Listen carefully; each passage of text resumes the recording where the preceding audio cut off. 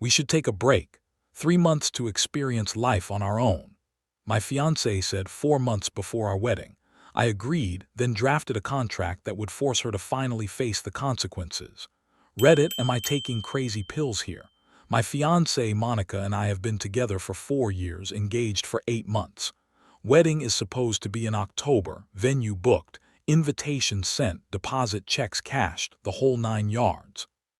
3 weeks ago, Monica came home from her girls' night out and asks if we can talk. She sat me down on our couch, the one we picked out together last year, and just started talking. Jackson, I've been thinking a lot lately, she says, fidgeting with her engagement ring. About us, about the wedding, about everything. My stomach dropped. Nothing good ever starts with "I've been thinking." I love you, she continued, but I feel like we're rushing into this whole marriage thing without really knowing if we're compatible long term. Compatible, I set down my beer. Monica, we've been together 4 years. I know. She waved her hands like she was trying to calm down an angry client. But think about it, we got together in college, moved in together right after graduation. We've never really been independent adults. What are you saying? She took a deep breath. I think we should take a break this summer, just a pause, 3 months to experience life on our own before we settle down forever. I'm staring at her, waiting for the punchline. A break, 3 months before our wedding. It's not about not wanting to marry you, she says quickly. It's about making sure we're choosing each other for the right reasons. It's like quality assurance for relationships. Quality assurance. She's talking about our 4-year relationship like it's a software update. Monica, what exactly does this break involve? Well, we'd live separately for the summer. Her proposal sounds like a calculated risk assessment, clinical and detached. She's pitching this break with the enthusiasm of a corporate strategy meeting, completely oblivious to the emotional grenade she's just lobbed into our relationship. Her eyes are bright, almost excited. Her hands move expressively, as if she's mapping out some grand adventure. No contact except for emergencies, she continues, leaning forward, and we'd be free to explore. Date other people, see what else is out there. I was sitting there watching the woman I love basically tell me she wanted to explore other options guilt-free. Something cracked inside me and my lawyer brain kicked in.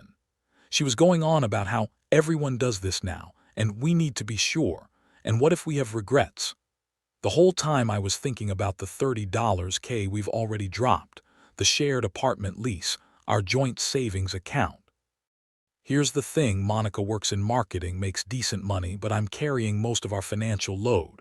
Our apartment, my name, my deposit, my credit check, wedding expenses. 70% me because I make more and I wanted this dream wedding for her. Joint account. I put in 3 times what she does, not because she asked, but because I wanted to build a life together. For a second during her speech, she looked genuinely terrified about losing me. But then this look crossed her face, like she was fighting between what she wanted and what she thought she should want. Classic Monica. She always knew exactly what to say to make me doubt myself. So she finished her little speech about needing space to grow and making sure we're right for each other. And I just nodded. Told her I understood, that we should probably make this official with some ground rules. She lit up like Christmas morning, started talking about how mature we're being, how this proves we're meant to be together. Meanwhile, I'm already thinking about contract terms. See, here's what Monica didn't consider. I spend my days writing agreements that protect my clients from people who want to have their cake and eat it too. And that's exactly what this was. I told her we should draft something formal, just to keep things clean and make sure we're both protected. She thought this was incredibly romantic, like we're sophisticated Europeans or some shit. Spent the weekend drafting what I'm calling the summer break agreement. Monica thinks it's just about who keeps the apartment and whether we can date other people. She has no idea what she's about to sign. The contract covers all the basics Monica expected. She moves out, and I keep the apartment since it's in my name anyway. No contact between us except for actual wedding planning emergencies, which I defined very narrowly. Complete financial separation with all joint accounts, frozen, and each person responsible for their own expenses during the break. There's even a dating clause that technically allows seeing other people, but with enough conditions and notification requirements to make it complicated. But buried in the middle of all that standard separation language is my insurance policy, a financial responsibility clause for wedding disruption. If either party terminates the break early, they're acknowledging that their request for separation was premature and caused unnecessary complications to our wedding planning. In that case, they become responsible for 1. All non-refundable wedding deposits and vendor fees already paid by the other party, and 2. Any additional costs incurred due to wedding changes or cancellations. I buried this in Section 7, subsection C, written in the kind of legal language Monica's marketing brain skips right over. To her, it probably reads like standard legal boilerplate. Monica signed it yesterday without reading past page 2. She was too excited about her hot girl summer to bother with the fine print. She's moving out this weekend. I'm changing the locks on Sunday. Part of me can't believe this is happening. 4 years together and she's willing to risk it all for what? Some fantasy about wild nights and finding herself. But another part of me, the lawyer part, is almost curious to see how this plays out. I know Monica. I know she's not thinking long-term. She's thinking about validation, attention, the grass is greener syndrome. What she's not thinking about is what happens when September rolls around and she wants to come back to a life I might not be willing to share anymore. This is probably above Reddit's pay grade, but am I protecting myself or am I being vindictive? Should I have just said no and forced a real conversation? Edit. To answer the most common questions, yes, I still love her. No, I don't think she's cheating yet. And yes, I realize this might end our relationship permanently. Plot twist. Being a lawyer finally paid off in my love life. Update 1. Posted 2 weeks ago. So the thing is, every single person who said she's already got someone lined up was right on the money. So Monica moved out last Saturday. I helped her pack. We had this weird cordial goodbye where she kissed my cheek and said she loved me and would see me in September. Like she was going to summer camp. I changed the locks Sunday morning and then just sat in our apartment. My apartment now, I guess. It was so quiet. 4 years of shared space, and suddenly it's just me and the echo of my own thoughts. But here's where it gets interesting. Monica lasted exactly 5 days before she started testing the contract boundaries. Wednesday night, she shows up at my door with takeout from our favorite Thai place. Says she missed me and thought we could have a friendly dinner. I remind her about the no-contact clause and she gets this look, like she's forgotten there are actual consequences to her choices. Come on, Jackson, it's just dinner. We're not getting back together. That's when I realized Monica never actually read the contract. She thought it was just about living arrangements and dating permissions. She had no idea about the financial implications. I didn't let her in, told her to review Section 4, subsection A regarding contact restrictions. She left the food on my doorstep and drove off. Thursday, I get a text. Can we talk about the wedding planning? The venue needs final headcount. Technically a planning emergency, so I called her back. 30 seconds into the conversation, she's crying about how hard this is and how much she misses our life together. I ended the call and documented it as a boundary violation attempt. Friday, she posted Instagram stories of her out with her single girlfriends, dancing, drinks, the whole show. But here's what's telling. She's still wearing our engagement ring in every photo. Saturday night, unknown number calls me at 11 p.m. It's Monica, drunk, calling from her friend Sarah's phone. She's sobbing about making a mistake and wanting to come home. I don't know what I was thinking, Jackson. This isn't what I wanted. Can I come over, please? Here's the thing, my heart broke listening to her cry. 4 years of loving someone doesn't just disappear because they sign a contract. But my brain knew exactly what this was. Buyer's remorse after 1 week of consequences. I told her to read the contract, specifically Section 7. If she wanted to end the break early, she needed to understand what that meant. She hung up. Sunday morning, she texts, I read it, all of it. We need to talk. Coffee shop meeting. Neutral ground. That's when Monica realized what she'd actually committed to.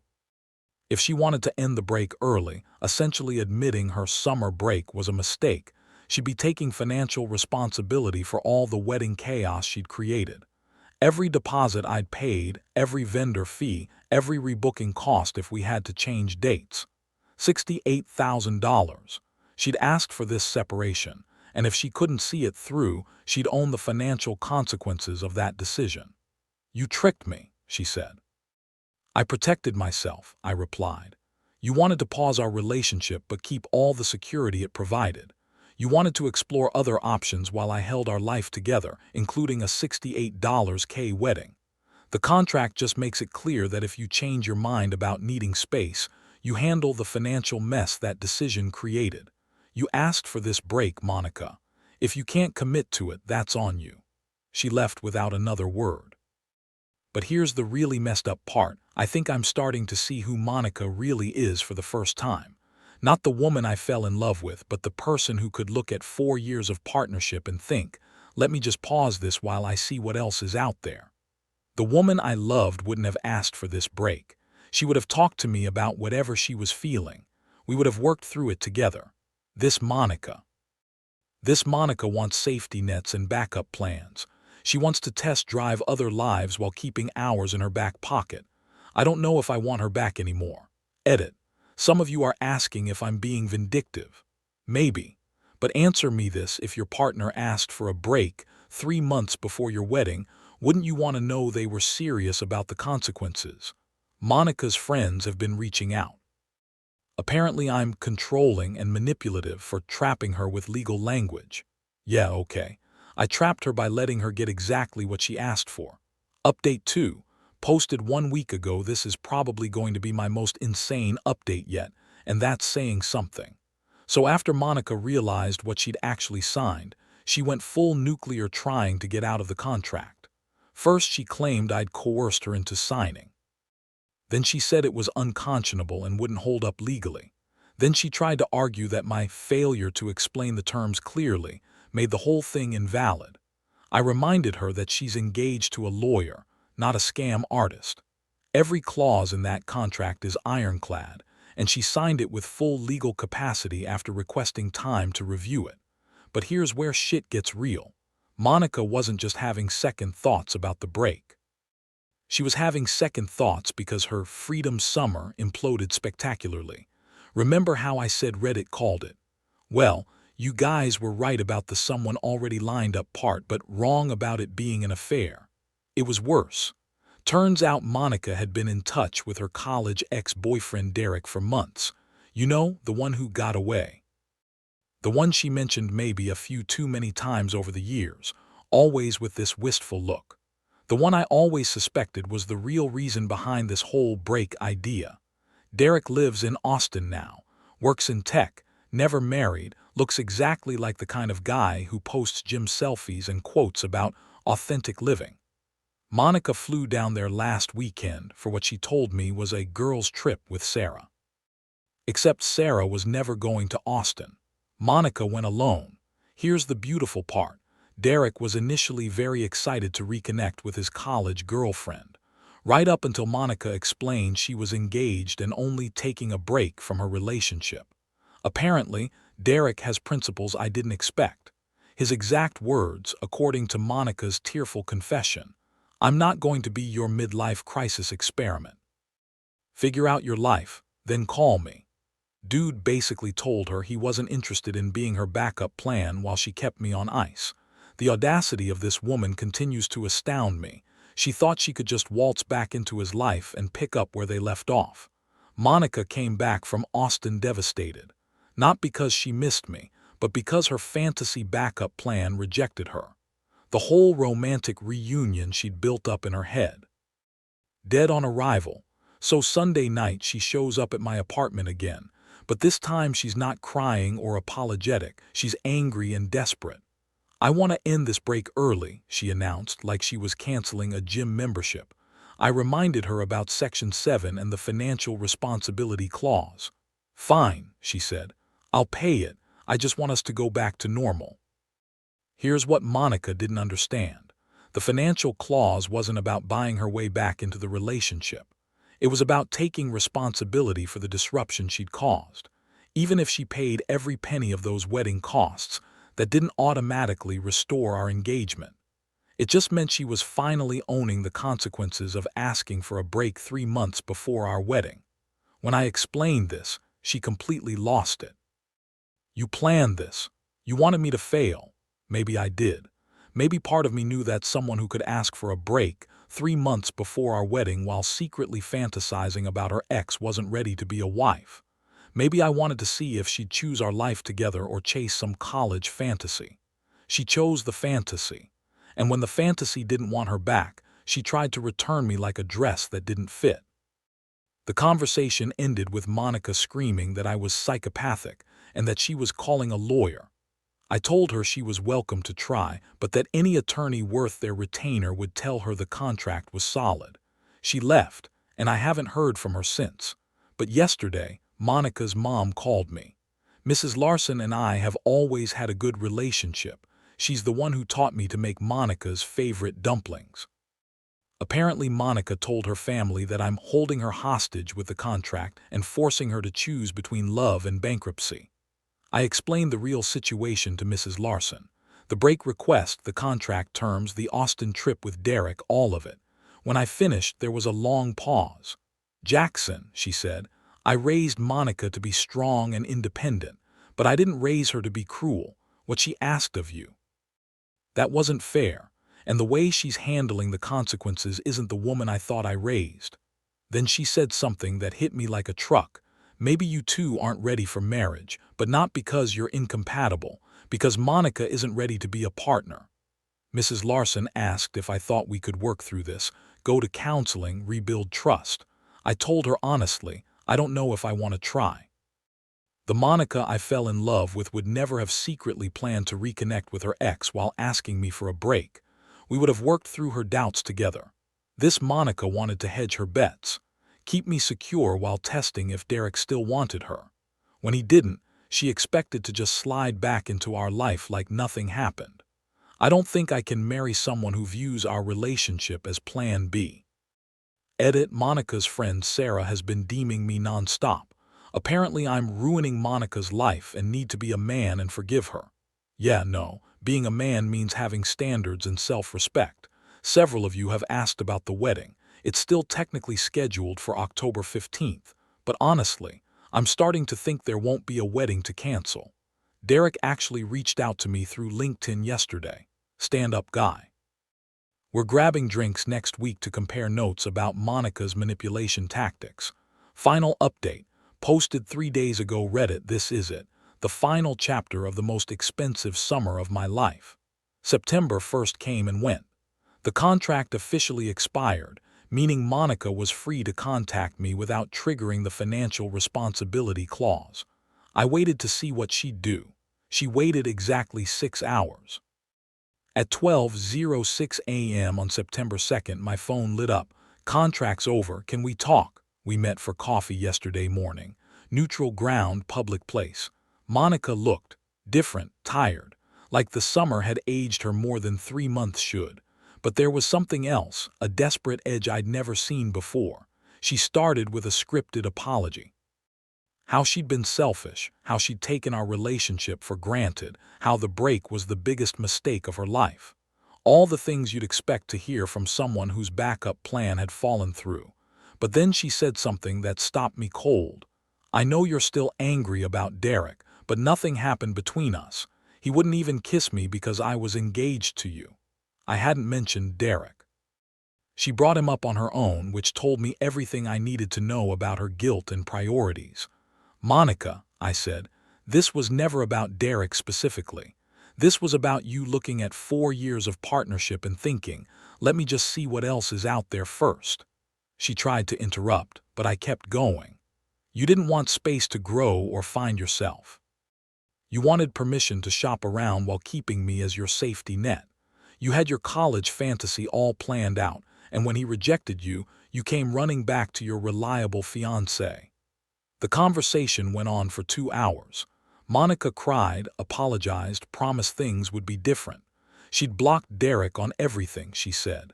She was ready to commit fully, go to counseling, whatever it took.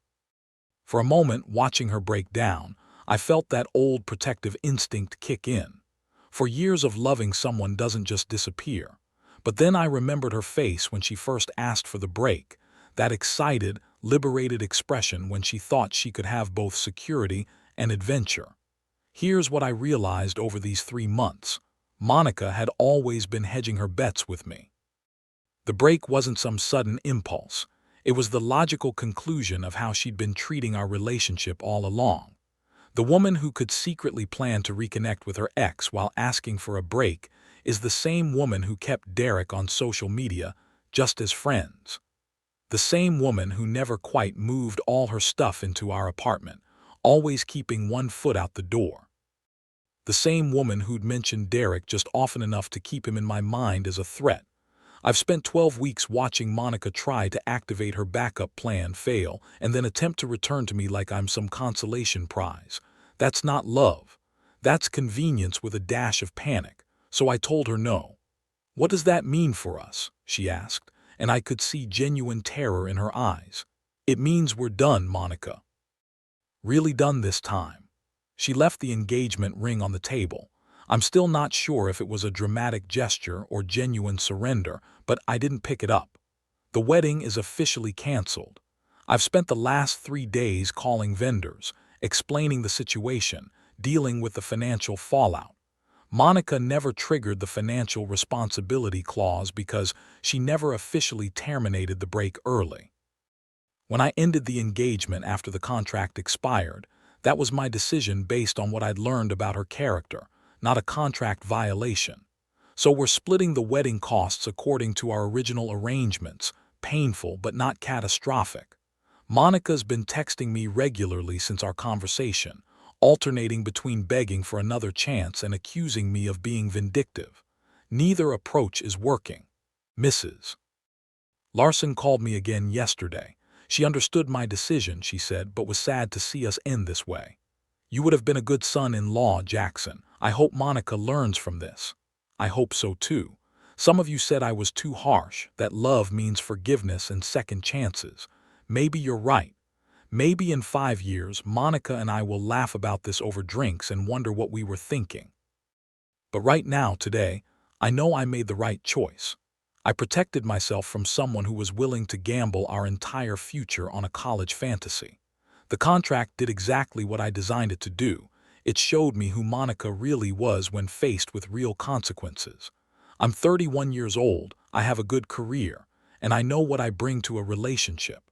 I'm not going to settle for someone who sees me as Plan B while she chases Plan A.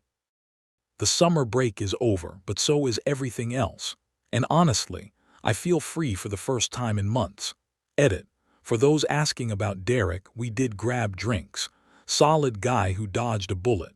Monica apparently spent their entire Austin conversation talking about our relationship and how confused she was. He noped out fast.